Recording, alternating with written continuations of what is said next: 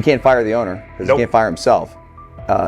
Someone's head's going to roll, unfortunately, in this situation. And it's probably Stefanski and Barry. I saw on The Athletic. I don't think that's fair, by the way. Stefanski, that part. I agree. I was saying the other day on my podcast that Barry should be fired.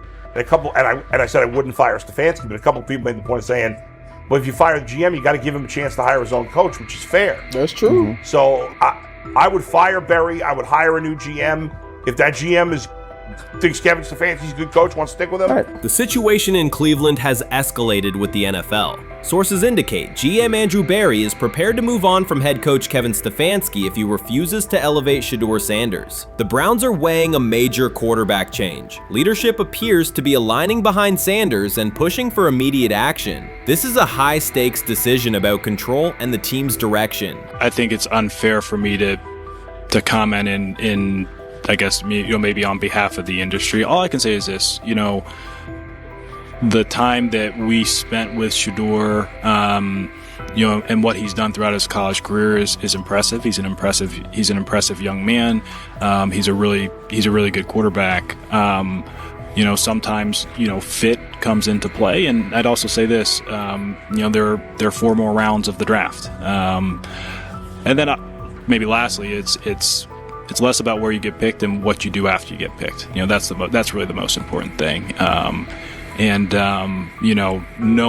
to know him over the course of the spring, he has a ton of resolve. Andrew Barry appears to be at a breaking point. Pressure from fans and within the organization to play Shedeur Sanders is intensifying. Barry is pushing for a move towards Sanders, while head coach Kevin Stefanski remains cautious about altering the depth chart. The divide is clear. One side wants acceleration, the other a measured rollout. The organization is under heavy scrutiny, and the focus has shifted to when, not if, Sanders sees the field. Has the 4th highest odds of any head coach this season to be fired. He's clearly on the hot seat. It's been a discussion for really a couple of years now, dating back to last season's 3-win season.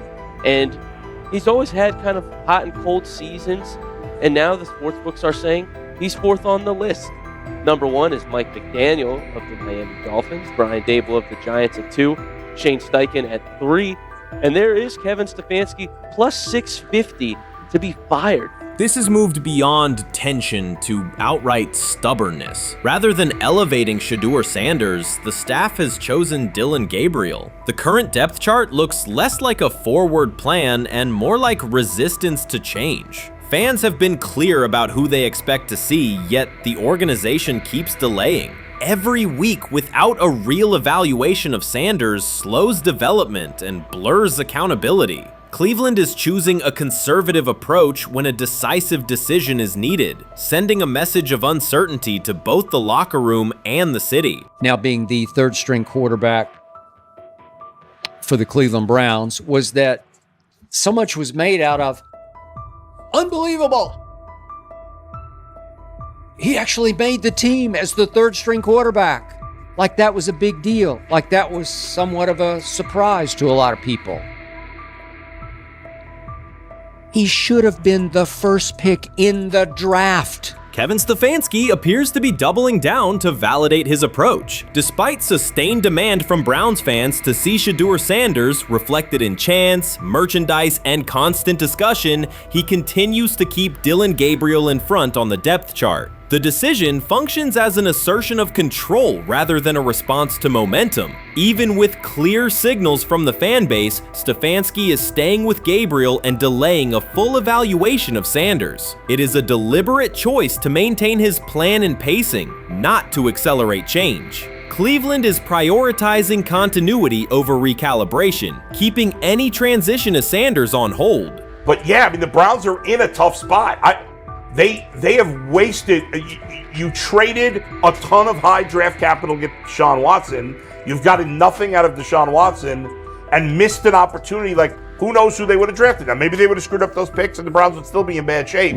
Andrew Berry is likely frustrated watching Dillon Gabriel default to conservative throws while the offense stalls. From a football perspective, this appears to be the hill Kevin Stefanski is choosing to stand on. Keeping Gabriel ahead of Shedeur Sanders has limited the unit's explosiveness and prevented a full evaluation of a higher ceiling option. Drives end quickly, field position flips, and momentum is lost while Sanders remains on the sideline. Fan patience is wearing thin. Each ineffective series intensifies criticism and shifts scrutiny toward the coaching staff's criteria for the depth chart. With every additional snap for Gabriel, the decision reads less like an open competition and more like rigid adherence to a plan that isn't producing results. The optics are clear. A dynamic quarterback sits while a cautious approach keeps the offense in neutral. If this continues, accountability questions will grow inside and outside the building. What performance benchmarks keep Gabriel ahead of Sanders? When will Sanders receive first-team reps in live situations to allow a fair comparison? The front office must decide whether to preserve continuity or pivot toward a timely assessment of Sanders. The longer the current approach stays in place, the more it signals stubbornness rather than adaptation, and the more pressure mounts to realign the plan with on-field output.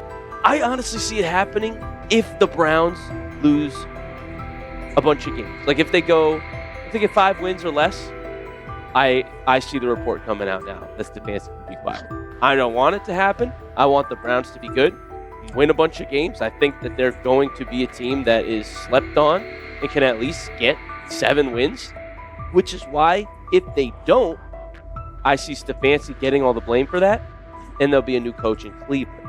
Because their players, to me, are there once again. We've talked about the incredible rookie class. The approach in Cleveland lacks consistency. One week, Andrew Berry signals he wants Shedeur Sanders on the field. The next, Dillon Gabriel gets the reps and the plan stays conservative. Through it all, Kevin Stefanski shows limited urgency despite pressure on his job security. Fans are asking for an offense that can push the ball, change field position, and produce points. Instead, the unit leans on short throws and cautious sequencing. Gabriel's play keeps the ceiling low and momentum static, while a full evaluation of Sanders is postponed. The result is growing frustration and a clear disconnect between the front office, coaching staff, and expectations in the stadium. The NFL tried to teach him and his father a lesson. You don't act like that. You don't talk like that before a draft. We'll show you how our game is played. We will watch you plummet all the way. I think he would have gone undrafted except for that owner in Cleveland. And he is the key to everything because he is something of an against-the-grain maverick owner. He's kind of a wannabe Jerry. Fan speculation is growing. Some believe Kevin Stefanski lacks confidence in Shedeur Sanders. Others think he's prioritizing Dillon Gabriel for reasons unrelated to performance. A more extreme view claims Stefanski is manipulating outcomes to secure a buyout. Whatever the motive, the risk is clear. This approach is straining his relationship with GM Andrew Berry and alienating the fan base. Pressure is rising, Berry's patience is running out, and supporters have shifted from requests to demands. If the current plan continues, calls for a change in quarterback and accountability will intensify. Grab hold of the starting job. Yes, but I don't think we're going to know which one until we get deep into August. Now, I think we tracked the reps everybody was getting at practice throughout the OTAs and minicamp. But when you talk to people there, they just want to make sure everybody got what they needed. And that, Kenny Pickett, we find out if he has the goods to be the starter. Joe Flacco, they back him off a little bit. He's 40. He may not need as much. The rookies, Shedeur Sanders and Dillon Gabriel, what do they need to learn to make the transition from the college game to the pro game? That's what the spring was about for the Browns quarterbacks. Now, Shedeur Sanders has moved from social media celebrity to on-field standout, and ESPN now lists him among its first-team candidates. Reactions are split. Some fans are impressed while others are skeptical. Whether this reflects Deion Sanders' long-term strategy or simply Shedeur's rapid development, the story is drawing widespread attention. Here's a look at what led to this moment. They never planned on taking him. The problem is, like Ocho Cinco said, you got somebody that has endeared himself to the locker room. And guess what? The difference between him and Tim Tebow, the biggest one, is he can play. He can throw the ball. Tim Tebow running around That's right. being an H-back. He can throw the ball. And he's done everything he needs to do. He ain't saying nothing. He ain't rocking the boat. He ain't mad about the reps. He ain't mad about none of that. All the people out there want to see is this, like Tyver said earlier. We want to see what he can do with Jerry Jeudy. Online reactions are sharply divided. Some fans strongly support Sanders, while others argue he is overrated. Traditional analysts cite statistics and claim his recognition comes mainly from his father's name. Sanders supporters are actively celebrating his rise and already predicting a future NFL career. Sports media outlets have made his candidacy a central topic of debate. The discussion now extends beyond statistics and victories to include his marketability, public image, and on-field presence. Sorry. Is Shedeur Sanders going to get a chance to win this job? Do you believe he gets a legit shot to win this job? Listen, I think, first of all, everything, the action's going to really start in training camp. Like, forget all the OTA stuff. You don't win a job in OTA. The real action starts in training camp. And just like Shedeur said, during the mini camp, when it's time to take your reps, you got to make the most of it. Because I think early on, there's going to be a lot.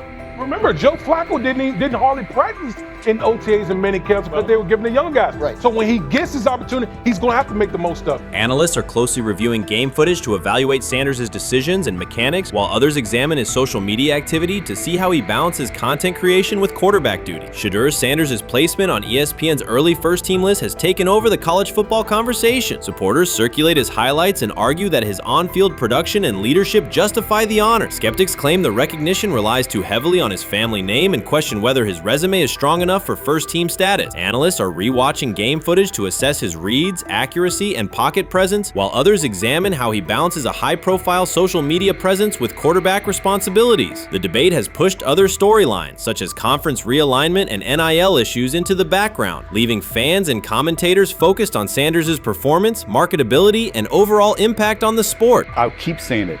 I believe Shedeur Sanders should play more games than any other quarterback on this roster this year, because he's the only guy that I look at and say they might have something here. Because I'm telling you right now, they left night one of the draft saying we are taking our quarterback next year. So it's on Shedeur or Dylan or Kenny, probably not Joe, to change their mind. To change their mind. But you got to find out. You got to find out. Opinions differ on whether Sanders is benefiting from his family name or simply showing real progress, but the attention is undeniable. Social media is flooded with edited images elevating him to legendary status. Critics argue the first-team nod is driven by hype and marketability, while supporters point to his flashes of strong arm talent, field vision, and decision-making. Regardless of motive, the announcement has dominated the football news cycle and intensified debate over how much of his rise is performance-based versus media-driven. Highlight reels rarely show Sanders' turnovers, late-game mistakes, or inconsistent stretches. Being named to a first-team watch list suggests sustained dominance, something Sanders has displayed only in flashes. His selection appears driven as much by brand recognition and media appeal as by performance. ESPN's decision has intensified debate. Data-driven critics post statistics that question his resume, while passionate supporters predict awards and future NFL success. Commentators recall a time when first-team consideration required years of proven excellence. Yet many fans already see the announcement as confirmation that Sanders is on track for major college football honors. Shedeur Sanders has earned first-team reps when training camp commences later in July. I'm not saying like he's the first guy up when you do 11 on 11s, day 1, 2, 3, 4, 5 at training camp. I'm not necessarily saying that. But he's the one quarterback that we didn't get a chance to see take reps with the ones. But I think Shedeur has a chance to make this conversation interesting if he gets those reps with the ones and he has the same success that he did with the 2s, the 3s, and the 4s. I have confidence he can show you something, but I got to see it. We all got to see it before we can actually judge that. Some believe Deion Sanders is already preparing for an award ceremony, while others are furious, threatening to protest ESPN's credibility over Shedeur's first-team mention. Critics argue that honoring Sanders without a full season of elite play undermines college football standards. Supporters insist his performance and profile justify the recognition. The debate reflects a broader clash between traditional merit-based evaluation and modern brand-driven visibility. In today's landscape, first-team consideration is no longer only about statistics. It also involves marketability and audience engagement. Whether welcomed or rejected, Sanders commands attention and embodies the sport's shift toward both performance and personal brand. He lied to us all when he said that this was going to be an open competition of 4-man. open competition when it comes to the QB situation up there in Cleveland, in which, from the looks of it, all we've seen it be was a 3-man race. The only people that has been getting reps in with the first team or with the veterans are Joe Flacco, Kenny Pickett, and Dylan Gabriel. We've never seen my boy Shedeur Sanders get a chance to get in. Even with him doing the things that he has been doing up there, he has yet to get in with the... Shedeur Sanders was caught off guard by Coach Kevin Stefanski's recent remarks, which have sparked talk of bringing in another starting quarterback. Commentators are debating whether Stefanski's comments reflect eroding confidence in Sanders or a brief lapse in judgment, but the rookie now faces intensified scrutiny over his role. The Browns, we got an analyst that says that Shedeur Sanders should have some kind of a ban? Banishment of some kind? Come again? Say what? For what? And we've got, this would be more troubling. If I'm a Browns fan, and this is where we're going to start, potential dissension in the ranks of the front office and the coach. And over what? Quarterback. When a program's headline quarterback suddenly becomes the subject of sideline murmurs and quiet searches for replacements, the situation is unmistakable. It's a breach of trust. Shedeur Sanders, the passer who put Colorado back in national conversations with his production and profile, has just received a clear message that his job security is in question. Coach Kevin, the assistant previously considered to be in Sanders' corner, made remarks that ignited speculation about changing quarterbacks. Fans, analysts, and even Deion Sanders are now reassessing the team's unity and its true plan for the position. The comment was no accident. It was a deliberate signal that the staff may soon elevate a backup. For perspective, Shedeur Sanders did not step into ideal conditions last season. He was sacked so often that Colorado could have dedicated a locker to every opposing edge rusher who reached him. Could I possibly go to bat for Kevin Stefanski as a great head coach? No, I couldn't. Could you go at bat against him, saying he's a horrible head coach? No, I can't. I think that's why we fall in the middle. I think that's why in a lot of these discussions, and that's why a lot of the rankings, you see him right now in that 15 to 20 range, somewhere in that middle pack of NFL head coaches. I've said earlier, Kevin Stefanski has already been given more head coaches than any coach I've ever seen in Cleveland.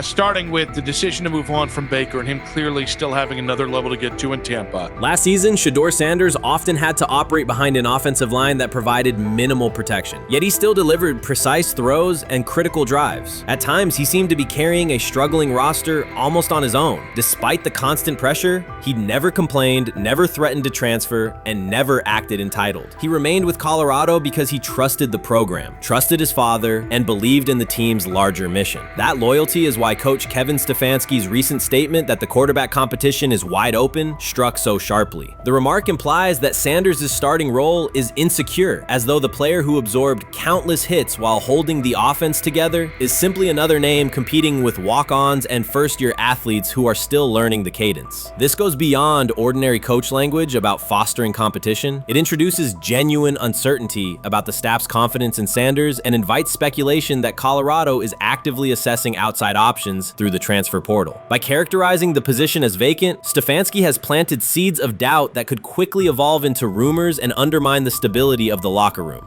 I'm sorry, but when it comes to quarterback, I'm gonna defer to my head coach, generally speaking, especially one with Stefanski's track record and how he's viewed across the league. So this is interesting because it tells you Kevin Stefanski's not a Shedeur Sanders guy. And it also tells us who made these picks. Exactly. The Cleveland Browns made a rather awkward decision in the NFL draft, opting to take quarterback Dylan Gabriel in the 3rd round well before he was expected to fly off the board. Then 2 rounds later, the Browns took fellow quarterback Shedeur Sanders. So what exactly is going on? Discussion has begun about whether Colorado is actively evaluating another quarterback and preparing for life after Shedeur Sanders. Analysts are debating whether Coach Kevin's move is calculated strategy or a misstep that jeopardizes team stability. Sanders remains a top NFL prospect, Deion Sanders' son, and the program's public face. His highlights dominate social media and his jerseys outsell the team's victories. Yet he is once again being asked to reaffirm his position. The issue is more than routine roster management. It intersects with the family dynamics that shape the program. By portraying the quarterback job as open, Coach Kevin signals to both Shedeur and Deion that the staff is willing to move on despite Sanders' stature. For Shedeur, sitting through film sessions while hearing talk of potential replacements adds an unwelcome layer of uncertainty to an otherwise proven resume.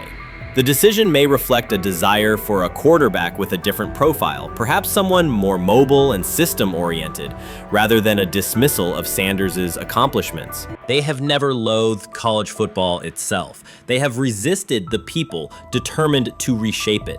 When Deion Sanders, black, direct, unapologetic, walks into a room of power brokers and speaks with authority instead of deference, critics recoil. During his playing days, they complained about celebrations and gold chains. Now that he is a head coach, mentor, and father, they label him something more polite, but just as dismissive, a problem.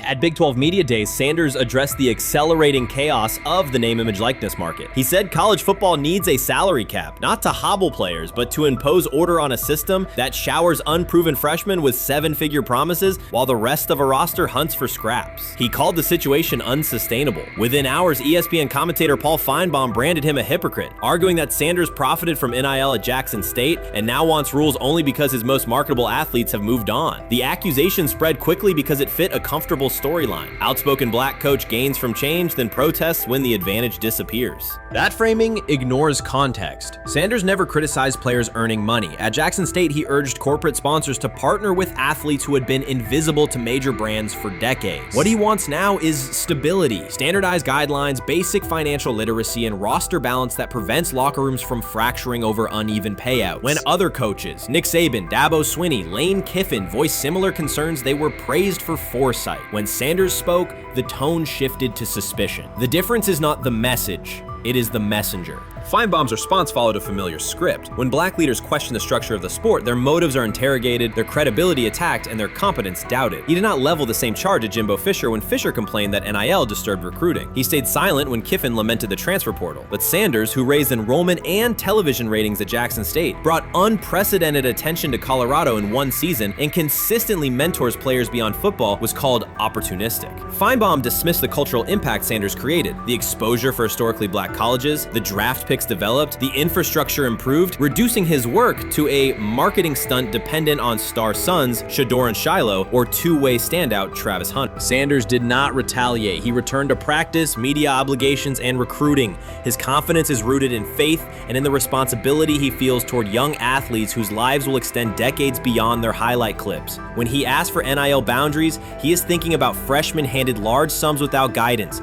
families unprepared for sudden wealth, and programs that abandon kids once production stalls. He has watched that cycle from the inside. He wants protections, not restrictions. Critics predicted Colorado would fade once Shedeur and Hunter leave. Instead, Sanders signed blue-chip quarterback G.J. Lewis and a wave of transfers eager to join a program that values personal growth as much as on-field wins. Recruits see a coach who challenges the status quo, who places black culture at the program's center without apology, and who will remain visible when social media buzz cools. They recognize that Sanders does not chase attention. Attention follows his results. Media outlets reduced the upcoming Buffaloes season to a win total prop. 6 victories, give or take. Sanders is playing a longer game. He wants to show young athletes, especially black athletes, that they can lead authentically, speak with conviction, and refuse to shrink for access. Success measured only by the scoreboard misses the point. If Sanders builds men who graduate with financial literacy, self-confidence, and community awareness, he will consider the mission successful,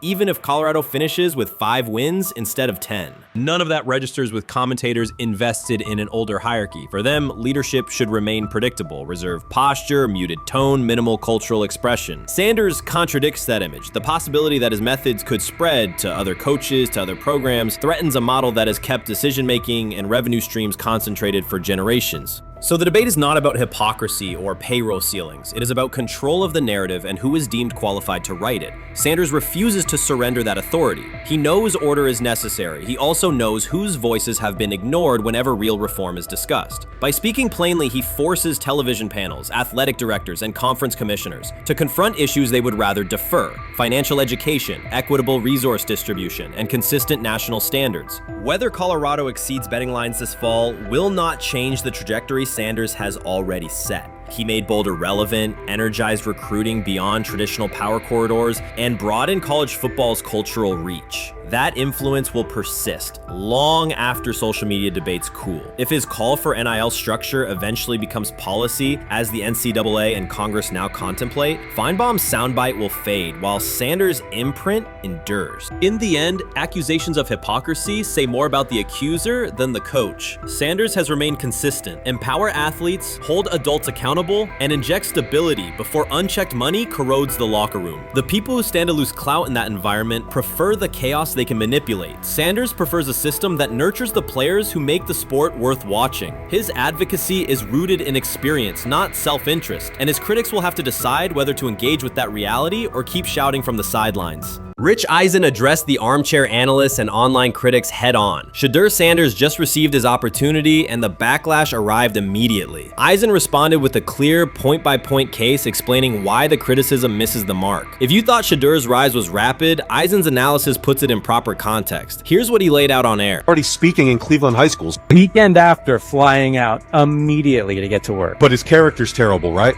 You know, and listen, oh, he interviewed bad, you know. According to who? The New York Giants? No offense, Bert. The same New York Giants that gave Daniel Jones a huge contract and let Saquon Barkley out the door. That's the intel we're trusting here? That was for him to celebrate. He just made, I mean, look, he put in work in college. He had the privilege of being coached by his father. Which we all would love and do. Turned around not one, but two programs in college football. And then literally for any athlete, being drafted at the highest level is a success story in itself. Rich Eisen delivered a direct response to the critics. He addressed the online claims reducing Shedeur Sanders to Deion Sanders' son instead of evaluating him as a quarterback on merit. Eisen challenged those assumptions and refocused the discussion on performance, preparation, and opportunity. Say Kenny Pickett had strained his hamstring. Shedeur, they say his first day in pass, 9 for 9, 2 touchdowns, no interceptions. Really was just hating on this young guy. Within minutes, Rich Eisen delivered a structured breakdown, addressing each claim with evidence and dismantling weak narratives through clear analysis. He replaced speculation with data and kept the focus on what matters: decision-making, accuracy, leadership, preparation, and game management. The reality is simple. Shedeur Sanders was not given this opportunity. He earned it through performance and consistency against real competition. He accepted the role, met the standard, and handled the moment with professionalism and urgency. No shortcuts, no favors, just results and readiness. Eisen's point was direct. Evaluate Shedeur on his work, not assumptions, and acknowledge that he has justified the opportunity on the field. I've done it at 2 locations already, so it's simple. So that's why when people say I'm not, you know, one of the top quarterbacks or the top quarterback, because what are y'all going based off of? Because I did it year after year after year, and you see the progression. So it's like, obviously, it got to be some type of external hate that you have for the family, for the last name, for anything, because I know I proved myself. While many were still debating whether he was NFL ready, Shedeur Sanders stepped onto the practice field and operated like a clear QB1, setting protections, controlling tempo, and executing the plan. The narrative that he is just flash, media attention, or his father's influence does not hold up against his work in installs, progressions, and situational drills. What he showed was composure, efficiency, and command of the offense. He processed quickly, protected the football, and delivered on-time throws, demonstrating preparation and control. I'm a firm believer. If I wanted Shedeur Sanders at 2, at worst at 33, of course I already think that he's better than other quarterbacks. Because that's the type of talent, that's where I would have picked him at.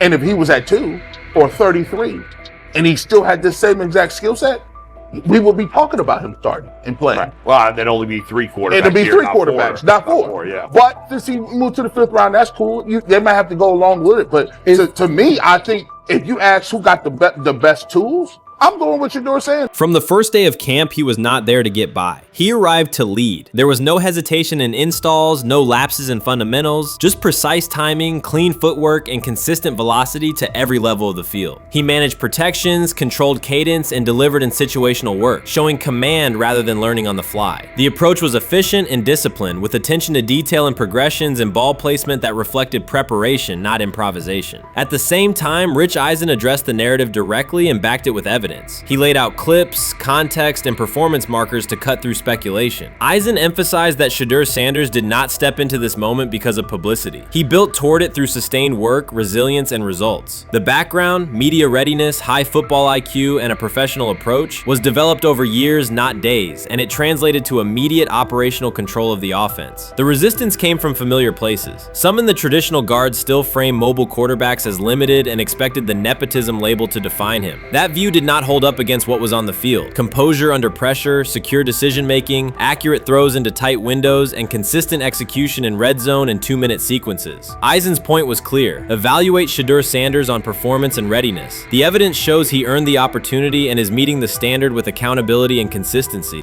Yeah, teams didn't draft him because they didn't think he was first-round talent. And the quote we played and that's on the screen, I think is flatly wrong. We all know this shouldn't have happened. Yes, it should have. It should have happened because this wasn't. Now, again, teams can be wrong. The league as a whole can be wrong.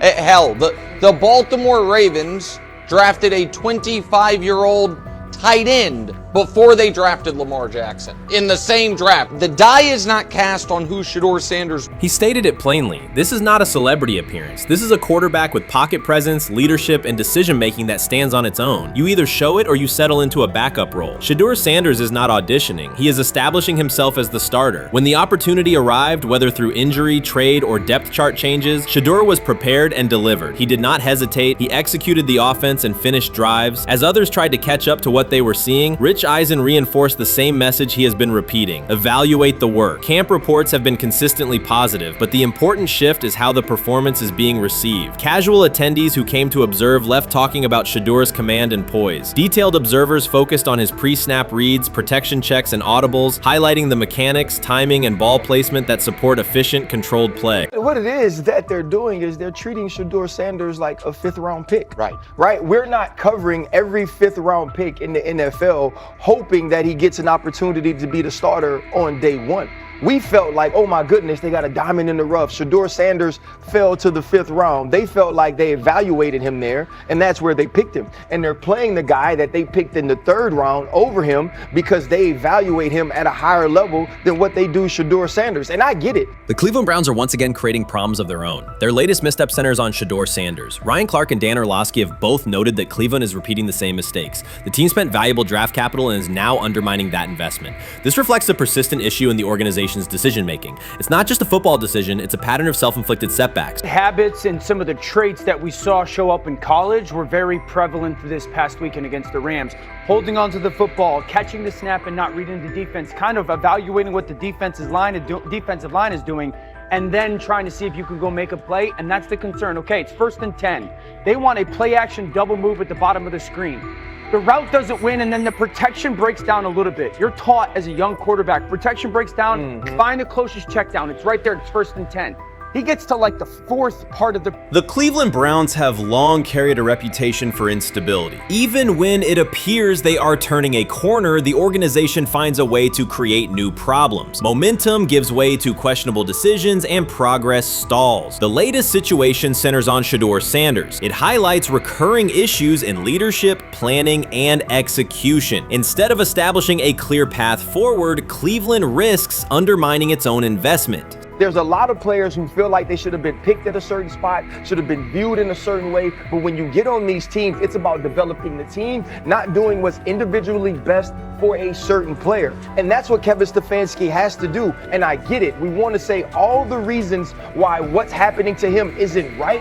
But maybe we aren't right on the way that not only the entire NFL viewed him, but now the Cleveland Browns view him as well. Shedeur Sanders was not brought in to be a placeholder or a scapegoat. He is expected to be the long-term solution, a high-upside quarterback with the tools, poise, and Sanders' pedigree to elevate the roster. The focus should be on developing him and positioning him to lead the team forward. They sabotaged it. They rigged it against him today, putting him in with 3rd and 4th stringers, 5th stringers. You got no shot at quarterback. They threw him in because they didn't want him to make any more splash and put any more heat on Stefanski. It's a desperate, dangerous situation in which he's got no shot, man. He's throwing to Sal freaking Cannella? What? But he got sacked 5 times because he's hanging on the ball trying to make a play, and nobody can separate. Then it comes down to a couple of minutes are left. and Shedeur tries to go on the field, and Stefanski puts Tyler Huntley in place of him. Excruciating to watch. Shedeur Sanders brings accuracy at all levels, steady leadership, and the kind of composure that comes from handling pressure. Fans were energized, and the league was paying attention. For once, Cleveland had a credible source of hope at quarterback, then the familiar pattern returned. Instead of committing to a clear development plan, first-team reps, stable direction, and a defined timeline, the Browns introduced uncertainty and slowed his progress. Rather than building around him and giving Shedeur a direct path to lead, they split priorities and sent mixed signals. The result is momentum stalled at the very point it should be accelerating. I also can't blame anybody who says, I don't necessarily trust this coaching staff to develop a quarterback or to evaluate the quarterback position. They have made some really oddball decisions at this position over the last several years, and I don't blame anybody for questioning, do these guys actually know what they're doing? I don't think that's unfair at all. The thing that I would say is that they're desperate. They're very desperate. Like the entire organization is desperate.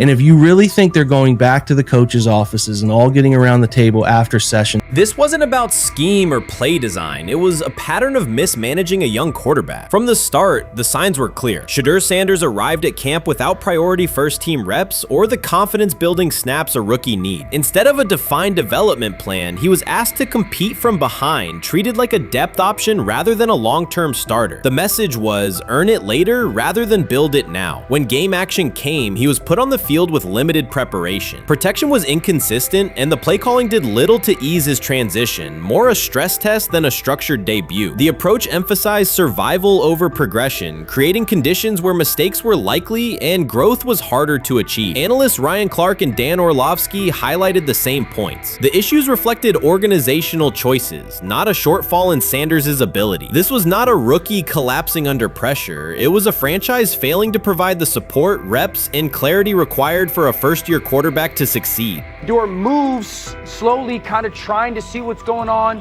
and then that creates that sack fumble. So a lot of the stuff that we just saw in college is a big deal. This ball gets snapped at the 48-yard line. Defense has won the rep. Play is dead. Throw the ball away. It's first down.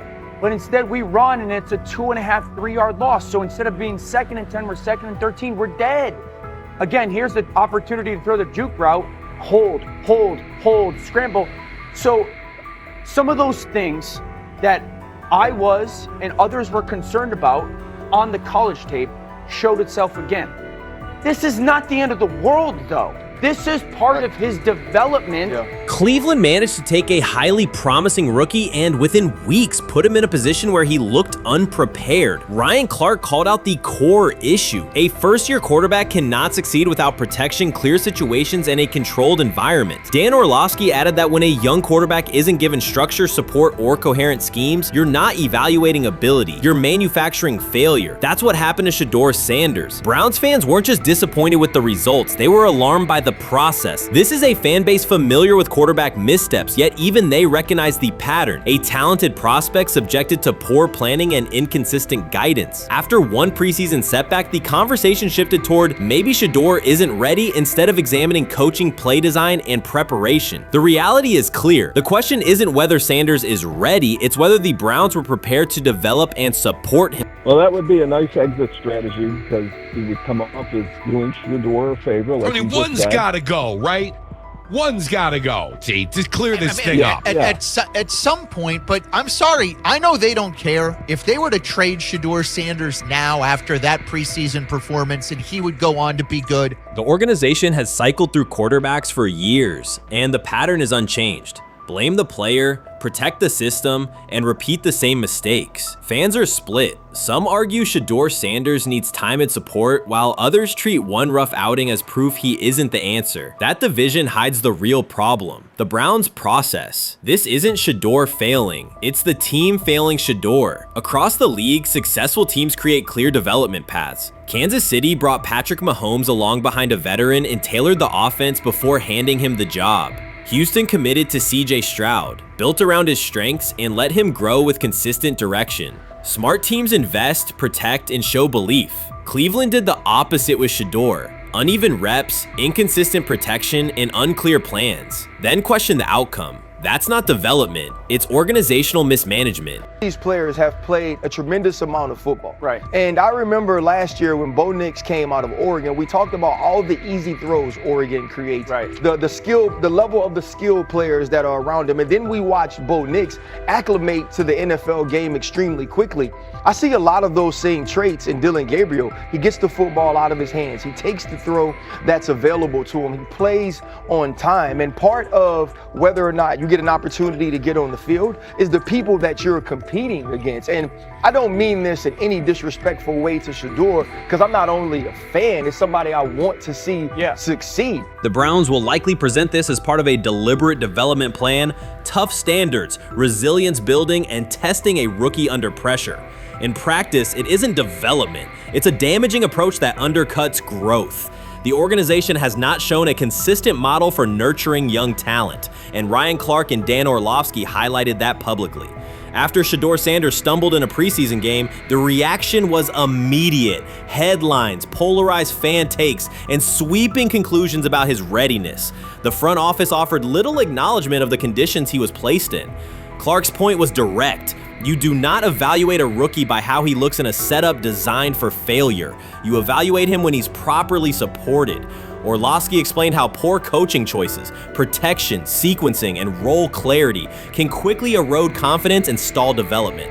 The issue was not Sanders' ability, it was Cleveland's process, which appeared disorganized and unprofessional for an NFL operation. So before your final year at Miami, there's a lot of conversations revolved around Shedeur Sanders. Obviously, I'm assuming you guys have a great relationship. Some of the clips you've seen and stuff like that. What is it like for you to have like this rivalry with Shedeur? I don't have a rivalry with him.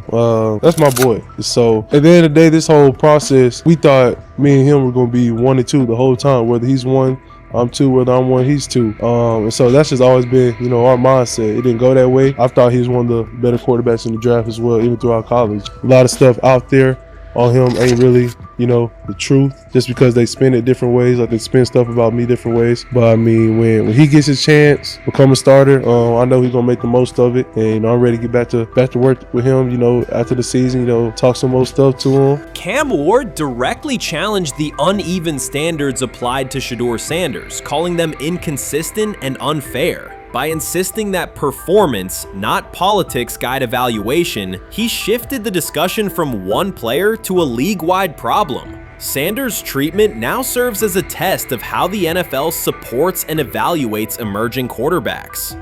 I feel a special relationship with him, especially me. First getting to know him 5 years ago when I started working with him. But it did surprise me because he's a good quarterback. It doesn't get a lot of credit that he deserves. Especially the plays that he made in Colorado. A lot of quarterbacks in the country are making those plays. And so when he gets this opportunity, I'm pretty sure having soon today that he'll make sure he'll make plays on the field. Cam Ward's public challenge to the treatment of Shedeur Sanders brought the issue into clear view. For months, discussion around Sanders has centered on his profile, major compensation, a prominent Nike deal, and the expectation to stabilize a struggling franchise. Rather than a standard evaluation of a top prospect, he has faced sustained skepticism from analysts, fans, and league voices. Ward's comments underscored that the standards being applied to Sanders diverge from those used with other rookies. By stating it directly, he did more than support another quarterback. He identified a broader problem in how the league responds to young players with significant visibility. The takeaway is direct. Assessments should reflect on-field performance and development, not external narratives. A generational talent. I'm gonna prove him right. I'm gonna prove him right. Don't worry. Oh my God. An article came out today. I'm generational. So I guess it's article versus article. I like that you think that, man. But we all know the truth. What? Trav gonna be first? You generational, I'm legendary. That's cool. We can be legendary. Legendary, get their ass. We'll start doing in like 5 minutes. Shedeur Sanders entered the league with more than a playbook. He brought a public brand, a family legacy, and expectations unusual for a first-year quarterback. Before his first regular season throw, he was already positioned at the center of attention. Rather than assess him on that reality and his on-field ability, many voices reduced him to marketing, treating visibility as proof of hype instead of performance. Cam Ward pushed back on that framing. His point was simple: judge Sanders by the same criteria applied to other rookies. With Sanders' resume, production, leadership, and composure, most first-year quarterbacks would be discussed as long-term cornerstones. The evaluation should be consistent, focused on development and results, not perception. Look at the process with Shedeur, who I know is a buddy of yours, and how do you think both of you guys will end up doing in the league? I think we'll both end up being one of the best quarterbacks in the league. I just think the work that me and him are willing to put in, the relationship we have to constantly compete each and every day, to better our craft, for ourselves. I just think it's going to end up paying off for us in the long run. Do you guys kid each other about who's going first and how much that matters to you?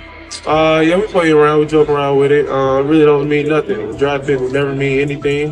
At the end of the day, you got to show whether you can prove each and every Sunday. You can't just do it 1 year. Disrespect shows up in two patterns. First, Shedeur Sanders is repeatedly framed through his father, Deion Sanders, as if lineage erases his own work. Discussion drifts to pedigree instead of what the film shows. Second, his visibility is treated with suspicion. His audience reach, partnerships, and ability to lift ratings are labeled hype rather than recognized as value. Instead of acknowledging that he drives demand and expands the stage for his team, critics call it an unfair edge. The result is a skewed evaluation. Star power is held against him while on-field production gets pushed aside. The standard should be consistent. Assess the tape and the development, not the last name or the attention it brings. Well, Ward were microfacts. Cam Ward's remarks went beyond defending Shedeur Sanders. They confronted how the league manages star power. The reality is simple. The NFL markets visibility, but resists it when a player doesn't follow the expected script. Rookies are supposed to be quiet, deferential, and grateful for limited leverage. Sanders arrived with leverage, brand reach, major endorsements, and confidence. And that presence was recast as entitlement. Instead of treating those factors as earned advantages, much of the commentary used them to diminish him. Ward called out that contradiction. The same influence the league sells to audiences is criticized when a young player exercises it. His point is a standards problem, not a personality dispute. Evaluate Sanders on his preparation, leadership, and results. Don't penalize him for having a platform or for using the leverage that the modern NFL itself helps create.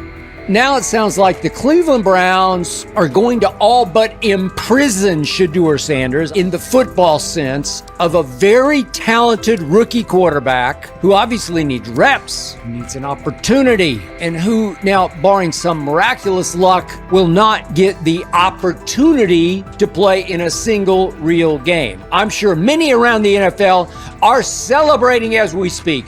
They are chuckling about this. Many in the NFL wanted to teach Shedeur and his daddy. Cleveland became the center of the conversation. With Shedeur Sanders attached to a major Nike partnership, the expectation was straightforward. He should be given real game reps.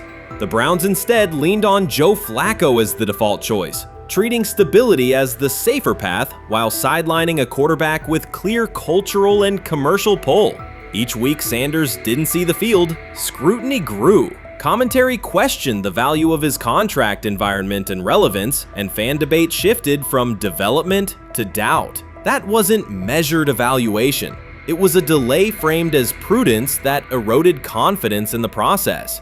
Cam Ward reset the terms of the debate. He pointed to an uneven standard. When veterans or other young players secure significant endorsements, it's considered smart business. When Sanders does it at scale, it's recast as ego or hype. Even the scope of his off-field agreements became ammunition against him rather than evidence of market demand. Ward's position is simple. Use one standard.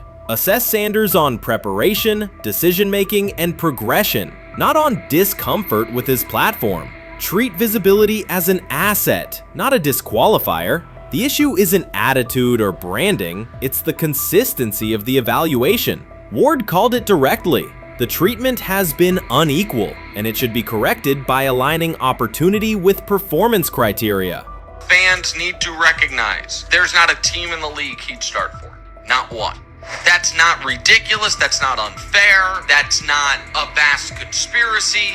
Shedeur Sander fans are Angel Reese fans. They're just fair weather fans who don't really give a fuck about the sport. Most of them are just Dion fucking groupies that followed him when he went to fucking Colorado, just like Angel Reese's fans had never watched basketball prior to her playing at LSU, and they followed her to the WNBA and don't know shit about the sport. That's it. Now Dion fucking groupies are running around acting like, oh, this is payback to his dad. The timing is pivotal. Shedeur Sanders isn't trying to blend into the league's background. He's shaping the agenda. He drives debate segments, fuels short-form highlights, and moves merchandise at a pace most rookies never approach. By the metrics that define modern attention, he is the draw. Yet, a segment of observers continues to undercut him, not because of shortcomings on tape, but because of discomfort with how prominent he already is. Cam Ward put words to what many could see. Coverage around Sanders has been filtered through reaction to his visibility, rather than a clear read of his performance and growth. The market has already weighed in. Demand is real, not manufactured. Nike's record-level rookie endorsement aligned with that reality, signaling long-term value and cultural reach. This exposes a core contradiction. The NFL depends on star power to sell tickets, fill stadiums, and boost ratings, but it resists stars who set terms on their own. Visibility is celebrated until a player exercises it. The fix is straightforward. Apply one standard. Evaluate Sanders on preparation, decision-making, and results, and treat his platform as the asset it is. If the league benefits from his presence, its evaluation practices should reflect that same reality, consistently and without penalty for scale. Shedeur Sanders does not depend on league promotion. He established his platform before the NFL and continues to expand it on his own terms. That autonomy challenges the status quo. Cam Ward's support was more than a defense of a teammate. It was a warning that if the league holds to outdated expectations, it risks falling behind the very players who drive audience attention and revenue. Claims that Sanders lacks real popularity ignore measurable facts. A large, active following, consistent merchandise demand, and sustained coverage across major outlets. Doubts about his standing as a quarterback overlook his college production and growth indicators. The pattern is familiar. Efforts to minimize him increase his reach. Each skeptical headline widens the spotlight, and each dismissive take creates more engagement. You cannot reduce a player built for visibility by arguing he should be less visible. The practical outcome is the opposite. Scrutiny becomes signal. Sanders is not merely enduring criticism, he is turning it into momentum, converting attention into leverage on and off the field.